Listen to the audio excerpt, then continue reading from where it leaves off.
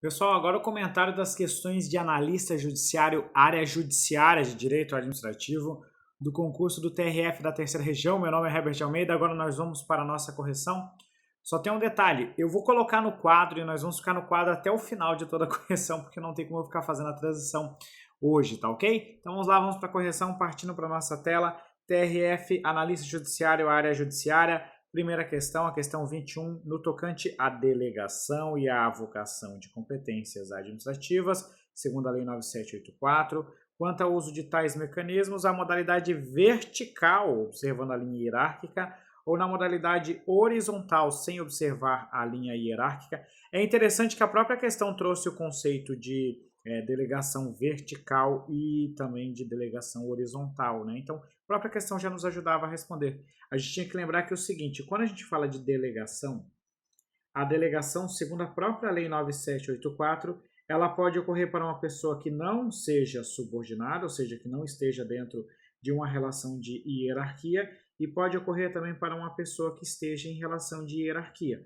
Essa daqui é conhecida como modalidade horizontal de delegação, e essa aqui é conhecida como modalidade vertical de delegação. Por outro lado, quando nós falamos da avocação, a avocação exige necessariamente a presença de hierarquia. Logo, ela acontece tão somente na modalidade vertical.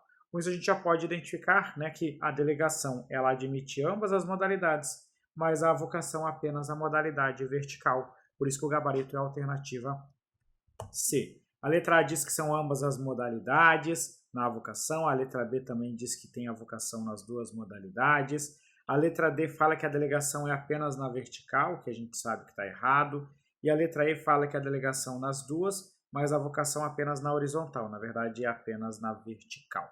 Por isso que o gabarito da questão 21 é a alternativa C. Questão 22. Nos termos da Lei de Licitações e Contratos, a rescisão dos contratos administrativos, aí aqui a letra fala assim, ó, sempre ocorrerá por ato unilateral da administração. Não, né? Porque ela pode ser unilateral, ela pode ser bilateral, que é aquela que acontece por meio de acordo, e ela pode ocorrer também de forma judicial. Então, nós temos 3 modalidades de rescisão contratual. Está errada a letra A.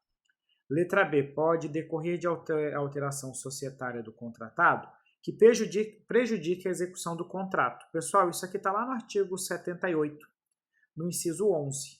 A alteração social ou a modificação da finalidade ou da estrutura da empresa que prejudique a execução do contrato. Por isso que o gabarito é letra B na questão 22. Letra C. Pode ocorrer de forma unilateral pelo contratado quando configurar caso fortuito ou força maior. Na verdade, assim, ó, unilateral é sempre a administração pública que promove. Então, lógico que está errada essa questão aqui. Avançando, letra D. Pode decorrer de razões de interesse público, de alto conhecimento, de alta relevância e amplo conhecimento.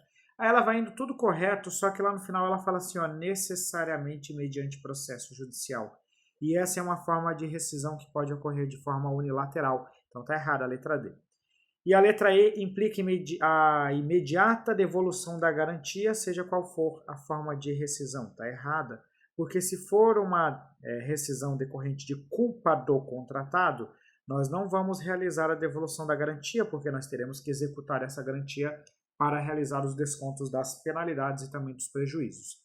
Letra B, portanto, né? Letra B, só confirmando aqui, letra B mesmo, o gabarito da 22. Questão 23.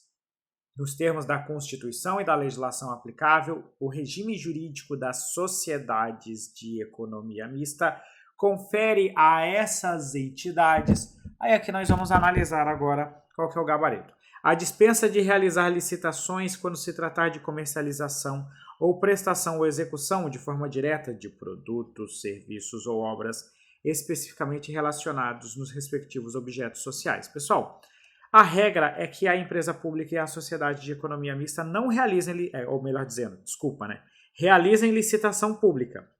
Porém, esse dever de realizar licitação pública encontra exceção. E lá na Lei 13.303 consta que as empresas públicas e as sociedades de economia mista são dispensadas de observar as regras sobre esse capítulo, que é o capítulo de licitações, nas seguintes situações. Aí o primeiro inciso é justamente a comercialização.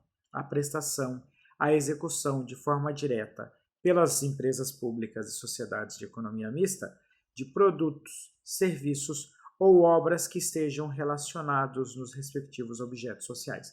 Aquilo é o que antigamente a gente chamava de atividade finalística dessa entidade. Nesse tipo de atividade, você não vai realizar o procedimento licitatório. Por isso que o gabarito já de cara é a nossa alternativa A. Letra B. O privilégio processual de prazo em dobro para todas as manifestações processuais, cuja contagem terá início a partir da intimação pessoal. Está errado, porque prazo processual em dobro é para as entidades de direito público, como regra geral, né? Então, por isso que está errada a letra B. Letra C. A prerrogativa de pleitear ao presidente do tribunal, ao qual couber o conhecimento do respectivo recurso de suspensão da execução da liminar ou da sentença, de modo a evitar grave lesão à ordem, à saúde, à segurança ou às economias públicas. Isso aqui é uma prerrogativa do Ministério Público e também das entidades de direito público. É o que a gente chama de suspensão de segurança, né? Essa suspensão de segurança ela não pode ser apresentada por uma empresa pública ou sociedade de economia mista. Letra D. A obrigação de sempre observar o teto remuneratório constitucional na remuneração de seus agentes. Não, isso aqui você tem que ficar ligado porque é o seguinte, quando a gente fala da questão do teto, a gente tem que observar se a entidade é dependente ou se a entidade é independente. Se for uma empresa pública ou uma sociedade de economia mista dependente, ela tem que observar o teto constitucional. Se ela é independente, ou seja, ela não recebe recursos para sua manutenção ou para a remuneração dos seus agentes públicos, então ela não precisa observar o teto constitucional. É só lembrar da situação lá na Petrobras, né, que com os casos de corrupção veio à tona aí a divulgação da remuneração dos diretores, né, bem acima do teto constitucional. É possível por quê? Porque a Petrobras não depende da União para a sua manutenção. Letra E. A sujeição ao regime de pagamento de suas dívidas por precatório, nos termos do artigo 100 da Constituição Federal, independentemente da natureza de suas atividades. Como regra, elas não se submetem ao regime de precatórios, até porque, em linhas gerais, os bens dessas entidades são bens privados, então por isso que em muitas situações eles podem sim acabarem sendo penhorados, e somente em situações muito específicas é que a gente poderia adotar esse regime de precatório, mas a regra é a não utilização para empresa pública e sociedade de economia mista. Então, o gabarito é a letra A. Questão 24, a Lei 812 estabelece o regime dos servidores e aqui a questão está nos perguntando sobre o auxílio moradia. E aí nós vamos ter que responder com base na Lei 812. Pessoal, esse auxílio moradia aqui, ele é diferente. Ele não se confunde com aquele auxílio moradia dos magistrados. Ele não se confunde com aquele auxílio moradia dos membros do Ministério Público. São distintos os fundamentos. Lá o STF considerou lá algumas regras específicas sobre aquele auxílio moradia, não que ele foi inconstitucional, mas apenas limitou a sua aplicação, só que aquela decisão não tem nada a ver com o auxílio moradia da Lei 812. O da Lei 812 segue regras específicas. Será paga, ainda que o deslocamento tenha sido realizado por força de alteração de lotação ou de nomeação para o cargo efetivo. Se a gente pegar lá no artigo 60b, ele vai trazer uma série de vedações. E eu acho que uma das últimas, se não a última, é justamente o pagamento em virtude de alteração da lotação ou de nomeação para cargo efetivo. Nesse caso, não há pagamento do auxílio moradia. Letra C. Será paga, mesmo que o servidor ou seu cônjuge ou companheiro tenha sido proprietário, promitente, comprador, cessionário ou promitente cessionário de imóvel no município onde exercer. A ideia do auxílio moradia é ele custear justamente aquelas pessoas que não têm ou não tiveram no tempo recente alguma moradia no município. Então está errada também. Não será paga em caso o deslocamento ocorra dentro da mesma região metropolitana. Aí ele vai subindo aqui todas as situações. Eu só vou trazer para vocês aqui rapidamente o fundamento. Lá no artigo 60b, no inciso 6, ele fala assim, ó, o município no qual assume o cargo em comissão ou função de confiança não se enquadre nas hipóteses do artigo 58, parágrafo 3º, em relação ao local de residência ou domicílio do servidor.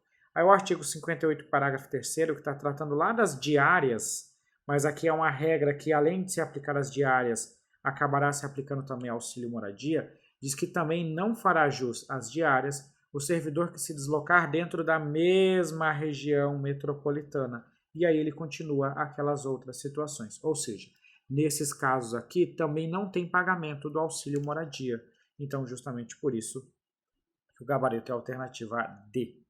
É limitada ao valor correspondente a 50% da remuneração, né? Na verdade, é 25% do valor de cargo em comissão ou função de confiança ou de ministro de Estado, assegurar aquele valor mínimo de R$ 1.800, que prevê lá na Lei 812. Então, gabarito letra D nessa nossa questão 24. Questão 25, a Lei 11.416, a Lei 11.416 é o Estatuto das Carreiras dos Servidores do Poder Judiciário da União. Aí ele fala assim, ó, a promoção é a movimentação do servidor de um padrão para o seguinte na mesma classe. Pessoal, isso aqui é a nossa progressão funcional. E a letra B, ela faz a inversão. Ela fala da progressão funcional e, na verdade, ela está tratando da promoção. Então, tanto a letra A quanto a letra B estão erradas. Letra C. Os órgãos do Poder Judiciário da União fixarão, em ato próprio, a lotação dos cargos efetivos, das funções comissionárias, e aí ele vai seguindo.